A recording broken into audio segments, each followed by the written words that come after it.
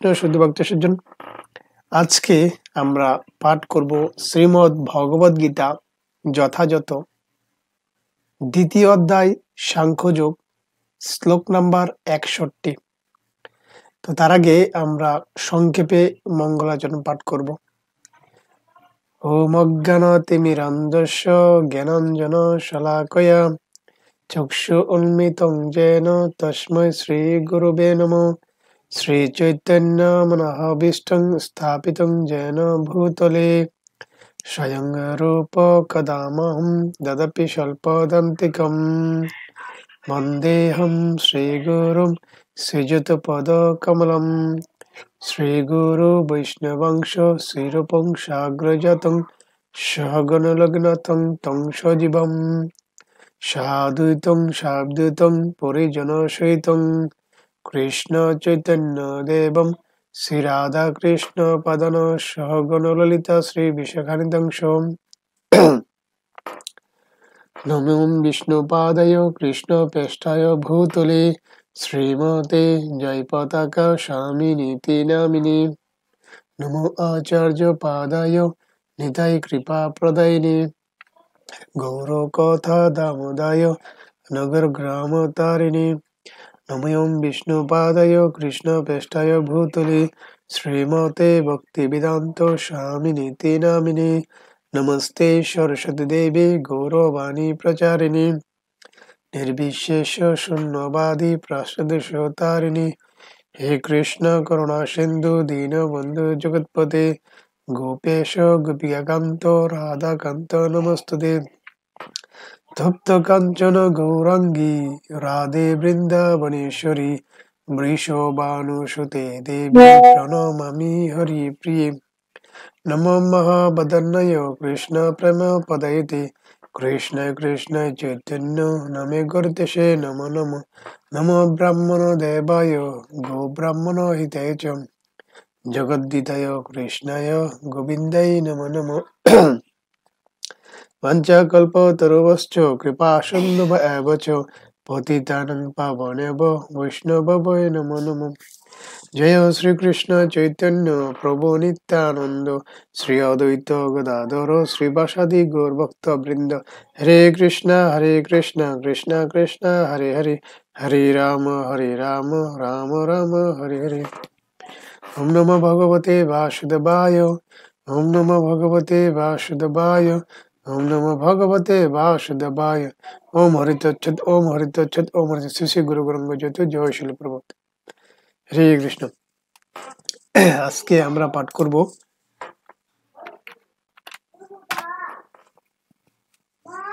শ্রীমদ্ ভগবদ গীতা যথাযথ দ্বিতীয় অধ্যায় শ্লোক নাম্বার 61।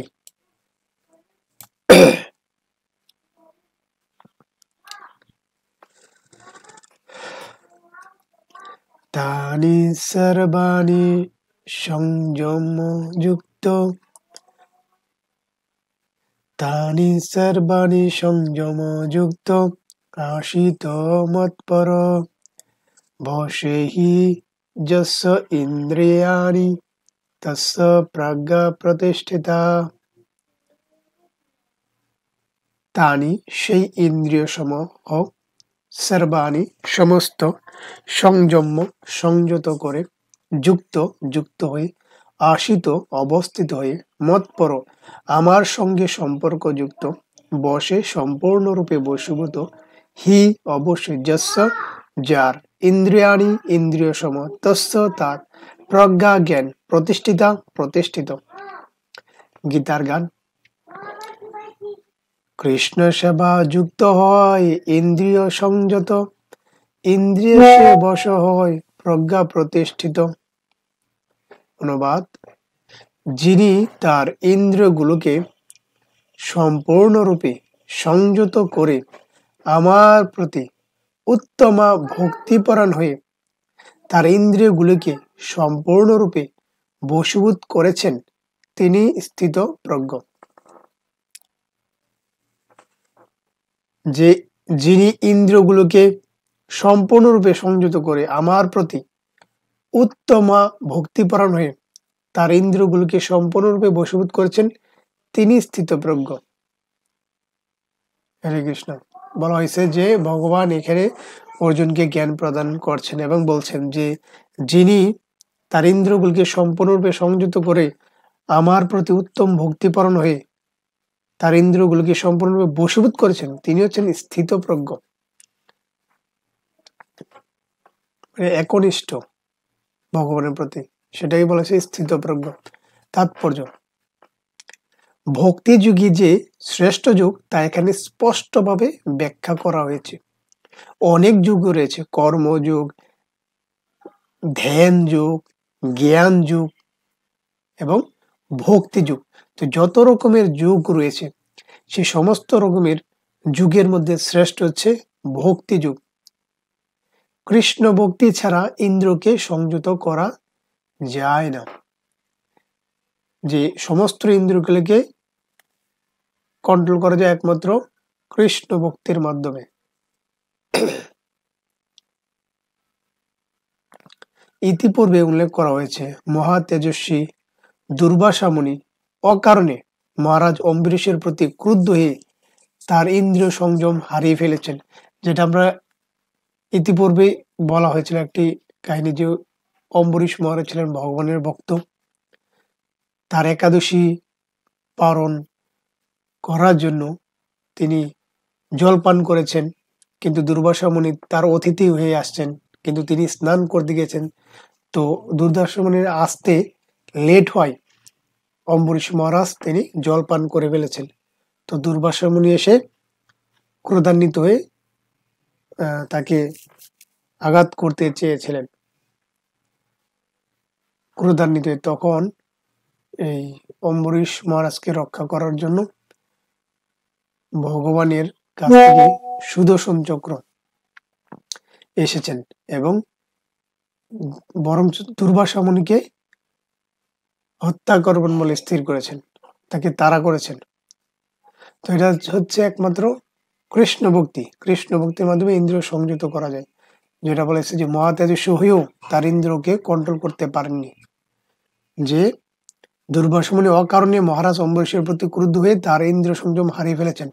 প্রক্ষান্তরে মহারাজ অম্বরীশ দুর্বাসার মতো শক্তিশালী তপস্বী ছিলেন না।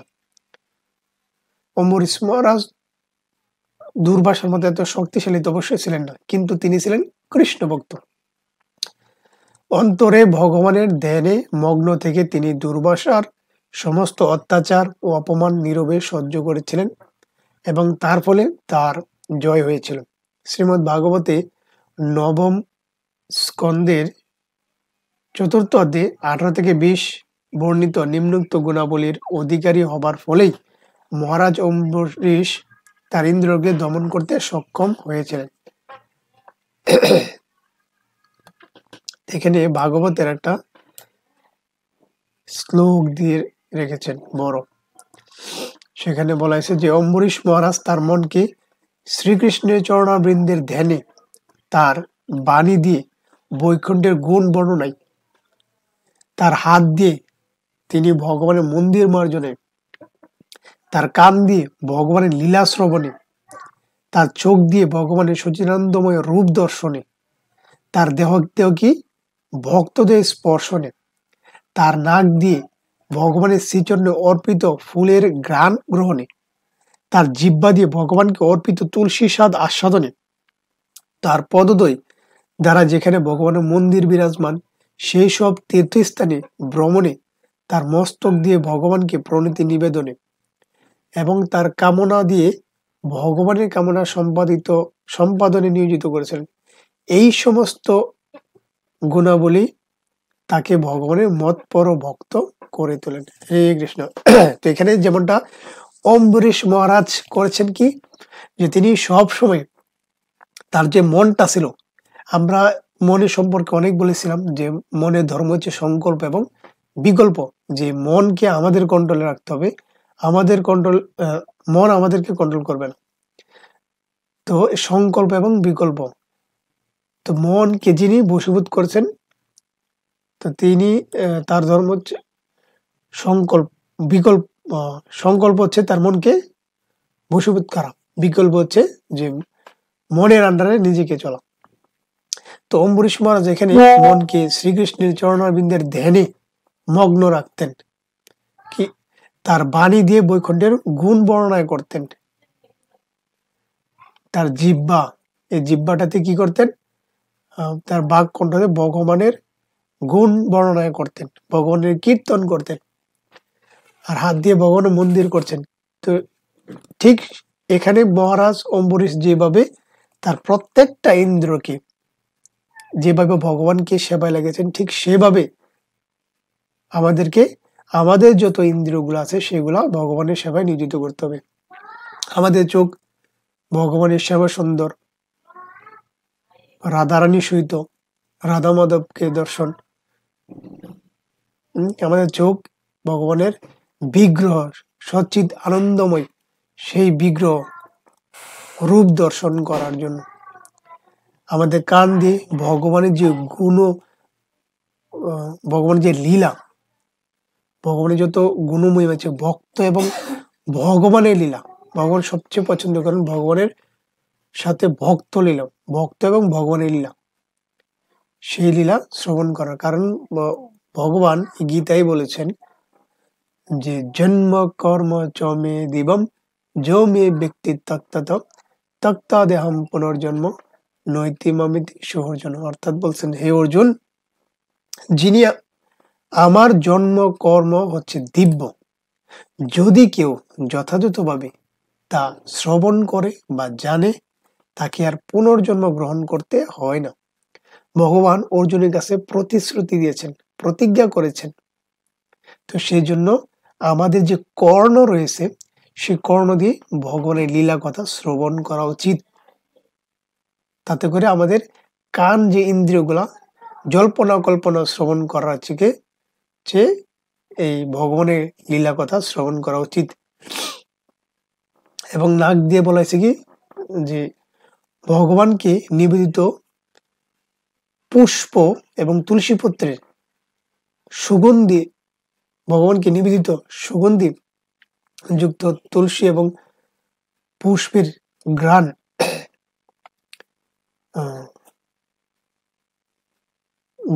গ্রহণ করা উচিত। এবং জিহ্বা দিয়ে তুলসী স্বাদ অথবা ভগবানকে নিবেদিত যে মহাপ্রসাদ, ভগবানকে ভোগ থেকে নিবেদন করে যে মহাপ্রসাদ পাওয়া হয়, সেই মহাপ্রসাদ আস্বাদন করা উচিত। এবং ভগবানের এই আমাদের হাত দিয়ে ভগবানের মন্দির মার্জনা করা উচিত। এবং আরো কি রয়েছে যে পা দিয়ে কি করা উচিত, পা দিয়ে যেখানে ভগবানের মন্দির রয়েছে, যেখানে ভগবান লীলাভূমি, লীলা স্থান তিনি ভ্রমণ করেছেন, যেখানে লীলা করেছেন, যেখানে যেখানে ভগবানের মন্দির রয়েছে, সেই মন্দির বা তীর্থস্থানে যাওয়া উচিত। এটা হচ্ছে আমাদের পাকে কাজে লাগানো। তো এভাবে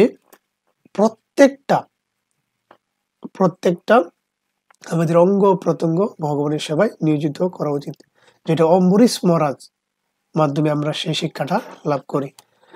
তো সেই অম্বরীশ মহারাজকে সেই জন্য বলা হয়েছে কি ভগবানের মতপর ভক্ত। আর এই জন্যই ভগবান তাকে রক্ষা করার জন্য সুদর্শন চক্র নিক্ষেপ করেছেন দুর্বাসা মুনিকে শায়েস্তা করার জন্য। কারণ তিনি একনিষ্ঠভাবে ভগবানের সেবায় মগ্ন ছিলেন, তিনি আত্মীয়তা রক্ষা করতে পারতেন না, তার অতিথি তিনি জানেন, এবং সে হচ্ছে দুর্বাসা মুনি, তিনি অবশ্যই জানেন। কিন্তু যেহেতু একাদশী ছিল, সেহেতু ভগবানের জন্যই কর্মটা করছেন, ভগবানকে সন্তুষ্টি করার জন্য। সেই জন্য তিনি কোনো অপরাধ বা কোনো কিছু তিনি ভাবেননি, তিনি শুধু ভগবানের চিন্তাই করেছেন। সেই জন্য ভগবানকে সন্তুষ্টি বিধান করার জন্যই তিনি পালনটা করেছিলেন।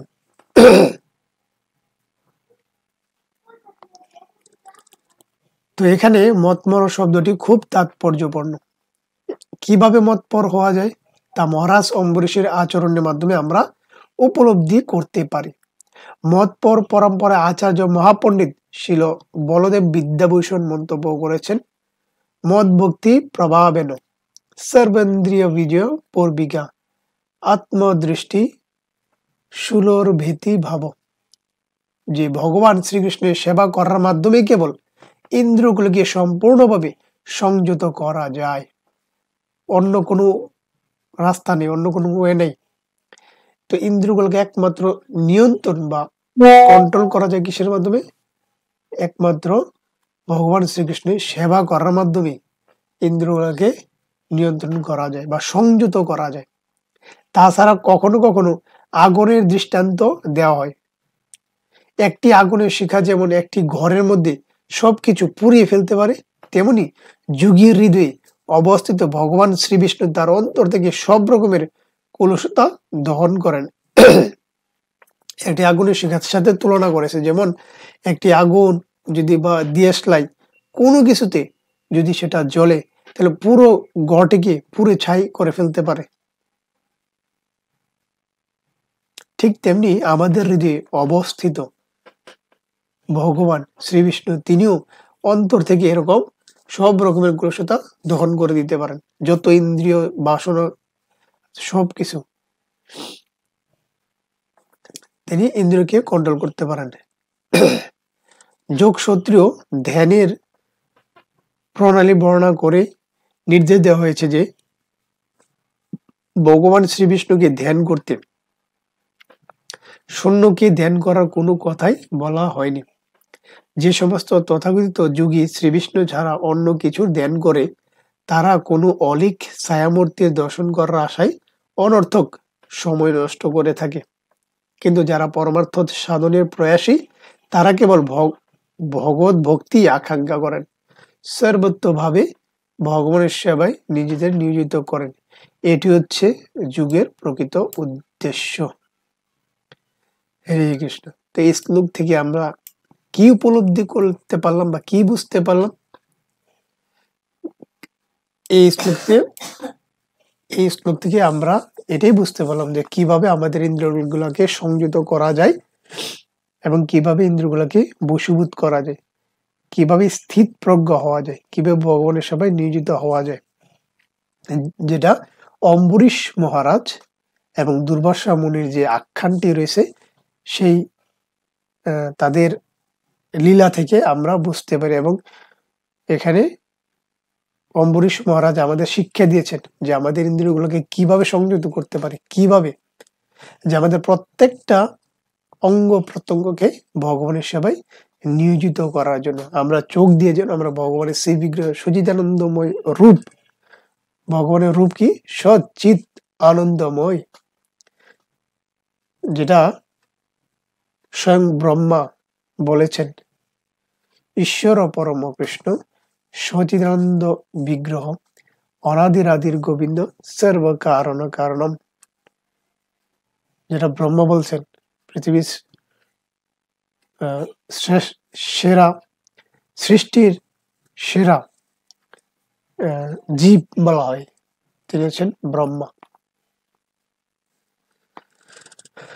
তো তিনি ভগবানকে দর্শন করেছেন প্রথম, তখন তিনি বলেছেন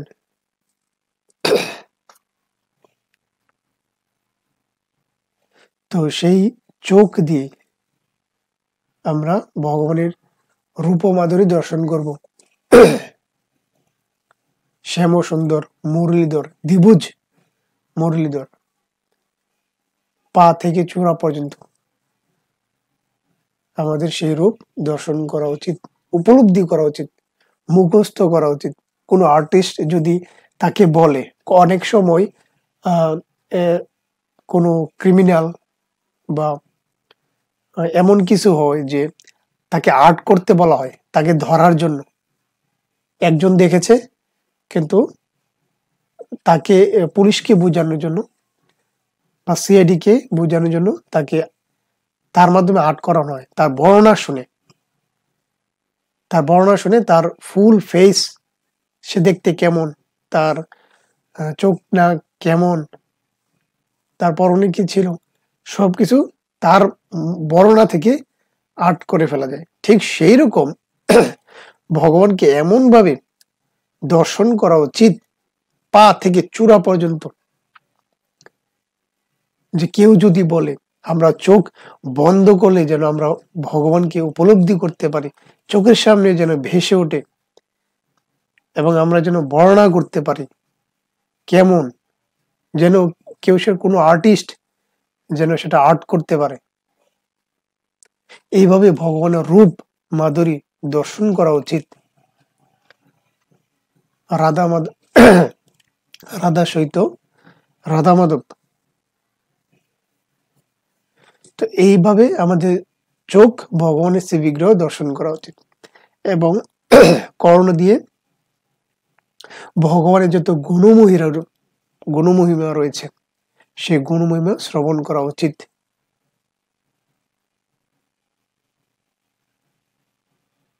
আমাদের গীতা হচ্ছে সারাতি সার, বেদের সারাতি সার। সেই গীতা জানা উচিত প্রথমে, তারপর শ্রীমদ্ ভাগবত, ভক্ত এবং ভগবানের লীলা, ভগবান কি বলেছেন সেটা জানতে হলে শ্রীমদ্ ভগবদ গীতা,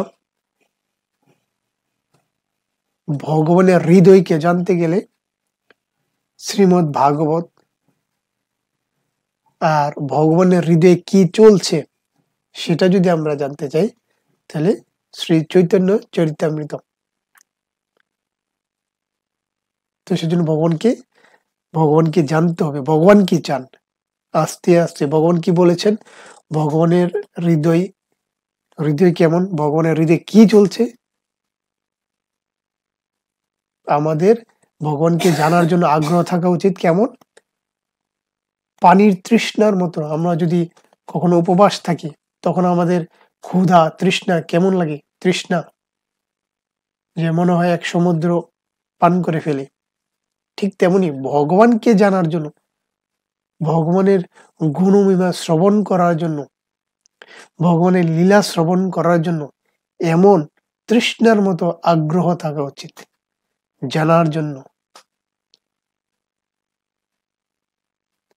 আর সেটা কিসের মাধ্যমে শ্রবণ করব, কর্ণের মাধ্যমে, কোন রকম জল্পনা কল্পনা না শুনে ভগবানের লীলা কথা শ্রবণ করা উচিত।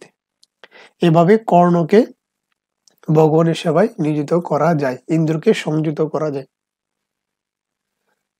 তারপর হচ্ছে নাসিকা, নাক, তো নাক দিয়ে ভগবানকে নিবেদিত সুগন্ধি পুষ্প, নিবেদিত তুলসী,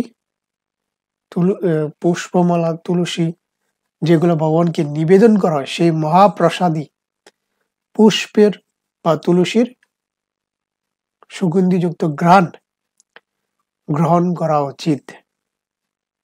এভাবে আমাদের নাক নিয়ন্ত্রিত করা যায়।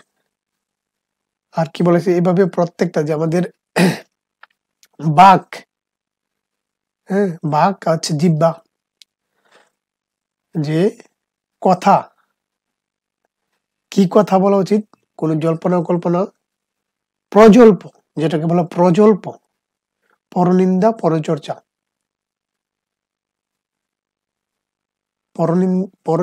পরচর্চা পরনিন্দা পরচর্চা না করিও কখনো, একান্তে ভজ শ্রী গৌরচরণ।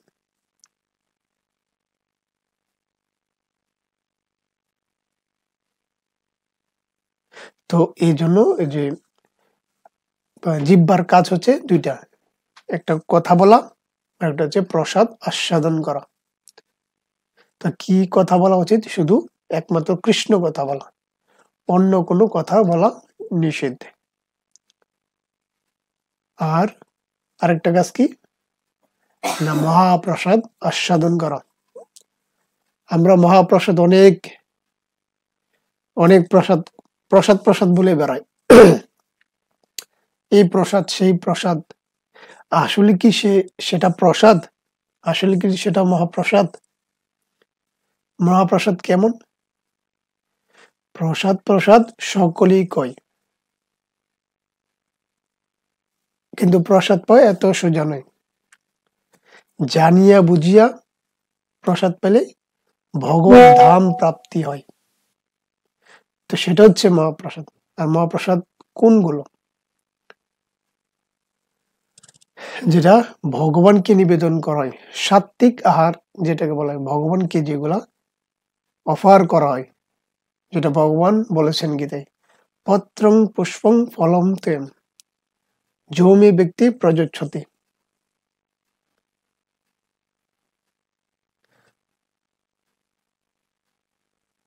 তো যেগুলা পত্রং পুষ্পং ফলম তেম, তো তার মধ্যে শাকসবজি, ফল, পুষ্প, তুলসী সব রয়েছে।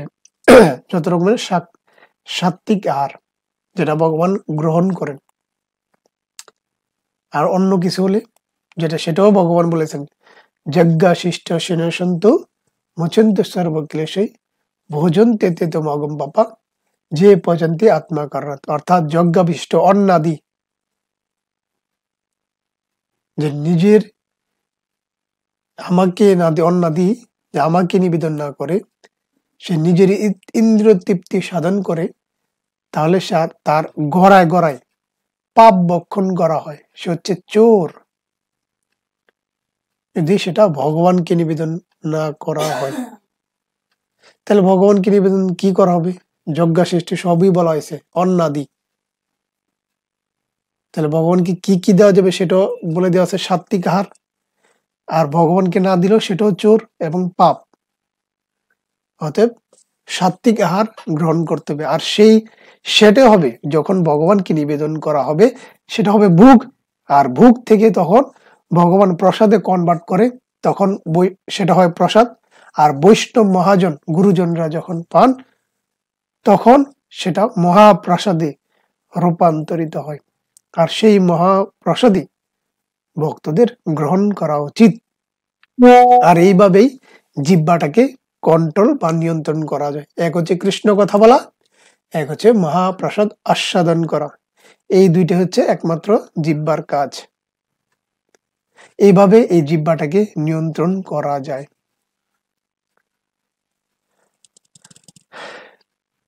তো এইভাবে আরো অনেক, এবং হাত দিয়ে কি করা যায়? হাত দিয়ে আমরা ভগবানের মন্দির মার্জনার কাজে ব্যবহার করা উচিত।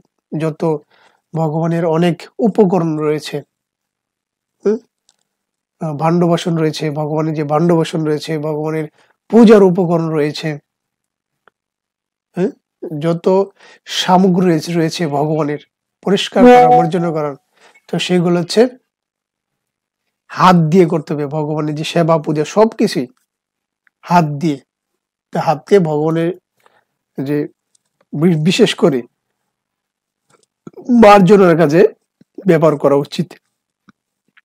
এভাবে হাত নিয়ন্ত্রণ করা যায়। আর কি? পা দিয়ে কি করবে তাহলে? পা দিয়ে কি ভগবানের সেবায়? এটাও করা যায়, কিন্তু সেটা হচ্ছে ভগবানের মন্দিরে যাওয়া।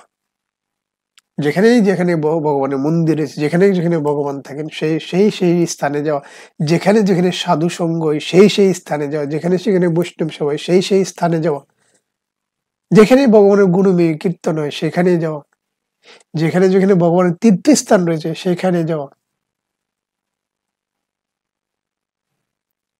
এভাবে সাধু সঙ্গ করার মাধ্যমে, সাধু সঙ্গ মানেই বৈষ্ণবদের নিকটে যাওয়া। তো সেই জন্য যত ভগবানের মন্দির রয়েছে, তীর্থস্থান রয়েছে, এবং বৈষ্ণবদের নিকটে যাওয়া, এবং আরো অন্যান্য যেখানে গুণ মহিমা কীর্তন হয় সেই স্থানে যাওয়া। তো এভাবে প্রত্যেকটা ইন্দ্রকে নিয়ন্ত্রণ করা যায় ভগবানের সেবার মাধ্যমে, যেটা অম্বরীশ মহারাজ সেই দৃষ্টান্ত দিয়েছেন, সেই শিক্ষা আমাদেরকে দিয়েছেন। এই দুর্বাসা মুনি তিনি ক্রুদ্ধ হয়ে গেছিলেন, কিন্তু অম্বরীশ মহারাজ তার একনিষ্ঠভাবে তিনি ভগবানের সেবায় নিয়োজিত ছিলেন। তো সেই কারণে ভগবান তাকে রক্ষা করেছেন। হরে কৃষ্ণ। তো ভক্তদের উচিত তো এমন ভাবে প্রত্যেকটা ইন্দ্রকে ভগবানের সেবায় নিয়োজিত করা, আর তিনি হবেন স্থিতপ্রজ্ঞ, অর্থাৎ ভগবানের একনিষ্ঠ ভক্ত। হরে কৃষ্ণ। তো আজকে এ পর্যন্তই। পরবর্তীতে আমরা নতুন একটি শ্লোক পাঠ করব। হরে কৃষ্ণ।